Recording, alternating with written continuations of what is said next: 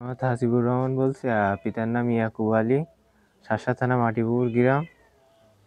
কালকে একটা ঘটনা ঘটছিল যে হসপিটাল মোড়ে প্রাইভেটওয়ালা আর কিছু লোক মিলে আমার ধরে নিয়ে যায়, প্রাইভেটওয়ালা লাভাই দিয়ে যায় হসপিটাল মোড়ে। নিজেই কিন্তু আসাদুল্লাহ নামে, বাপের নাম আজিজ, ধরে নিয়ে যায় ওদের বাসায়, ধরে নিয়ে যায়।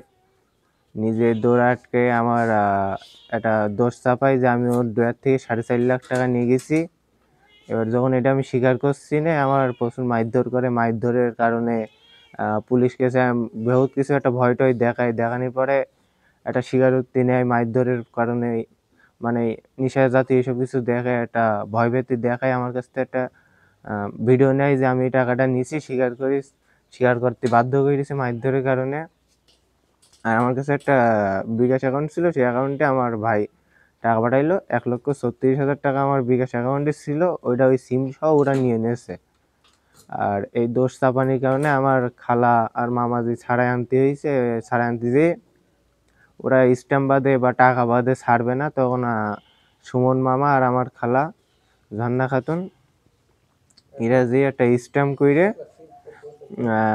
1,10,000 বলছে, 1,14,000 যে আমাদের পরশুদিন দিতে হবে। আর বাকি 2 লাখ কত টাকা জন্য এটা শুক্রবারের মধ্যে আমাদের দিয়ে দেওয়া লাগবে, না দিলে আইনভাবে ব্যবস্থা নেবে। এবং একটা স্ট্যাম্প করে আমাদের সই স্বাক্ষর নিয়ে তারপরে তাই আমাদের ছেড়ে দেয়। এটা না করা পর্যন্ত ছাড়িনি, কিন্তু ওখানে আসলে টাকা পয়সা কিছুই যে নেওয়া হয়নি। ছেলেটা তোমার ওই টাকার অপবাদ দিচ্ছে, ওর সাথে তোমার পূর্বে কি সম্পর্ক ছিল? পূর্বে আগে আমি ওর ফার্মেসির দিকে একটুখানি থাকতাম, আর ওই হসপিটালের দিকে থাকতাম, তাই সেক্ষেত্রে সম্পর্ক ছিল। আর এমনি আমাদের ফুফুতো বোনের ছেলে, তো সেক্ষেত্রে হালকা সম্পর্ক ছিল। আবার আমাদের বন্ধু একটা আছে, সে ওর ফার্মেসি থাকতো। এই যখন মাঝে সাঝে বাজারে গেলে, খুব দরকারে গেলে যখন যেতাম টাকা দিত, এবার ওই দেখা হতো, ওই কথা হয়তো 2 হাজার টাকা কথা বলে আমি বাসায় চলে যেতাম বা বাজারে। এই সেইভাবে যোগাযোগ থাকতো না ওর সাথে আমার। বা ভয়ভীতি দেখায় এই কারণে আমি স্বীকারোক্তি দিয়েছিলাম যে হ্যাঁ আমি নিছি।